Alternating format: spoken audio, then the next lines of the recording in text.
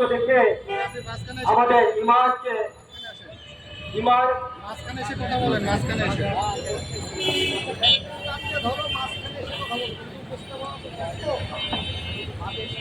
সংসার রাজত্ব দেখে আমাদের ইমানকে মাপতে যেও না। সংসার রাজত্ব দেখে আমাদের দিনকে মাপতে যেও না। সংগ্রামের সাথী বন্ধুগণ,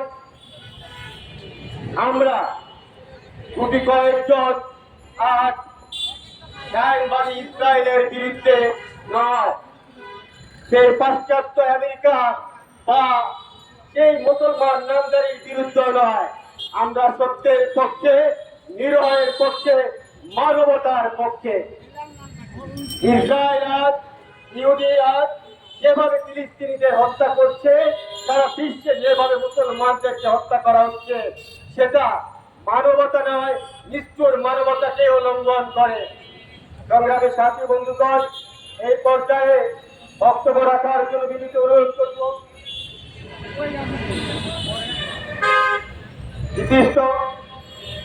বিশিষ্ট ছাত্রনেতা মোহাম্মদ অতুল সরকারকে।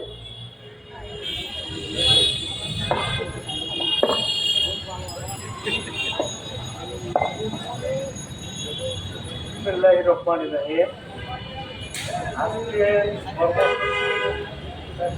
বাংলাদেশ মানব কল্যাণ পরিষদের পক্ষ আয়োজিত বাংলাদেশ মানব কল্যাণ পরিষদের পক্ষ থেকে ইসরায়েলি পণ্য বয়কট করার যে কর্মসূচি, ফিলিস্তিনিদের উপর যে বর্বরিত হামলার প্রতিবাদে আমরা একত্রিত হয়েছি।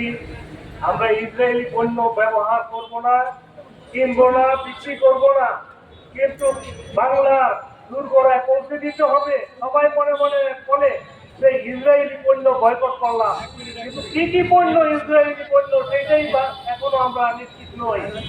সেইটা জনগণের মধ্যে তুলে দেওয়া হোক এবং সরকারের প্রতি বিনীত আহ্বান রাখছি, ইসরায়েলি পণ্য পুরোপুরি নিষিদ্ধ করতে হবে।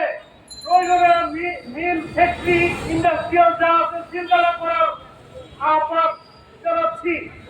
শুধুই না, এবং সমস্ত মুসলমানদেরকে রক্ষা করতে হবে।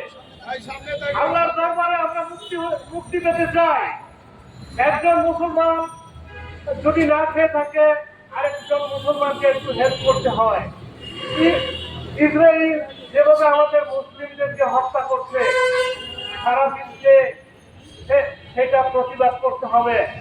এবং আমরা বাংলাদেশের মানব কল্যাণ পরিষদের পক্ষ থেকে সুদক্ষ আহ্বান জানাচ্ছি, ইসরায়েলি পণ্য বয়কট করলাম এবং পণ্য ব্যবহার করব না, বিক্রিও করব না, এবং সেইটার জন্য একটা চার্জও জায়গায় জায়গায় দিয়ে দিতে হবে, যাতে করে সাধারণ মানুষ বুঝে যে এটা ইসরায়েলি পণ্য। আমি এই বলে আমার বক্তব্য শেষ করলাম। আসসালামু আলাইকুম।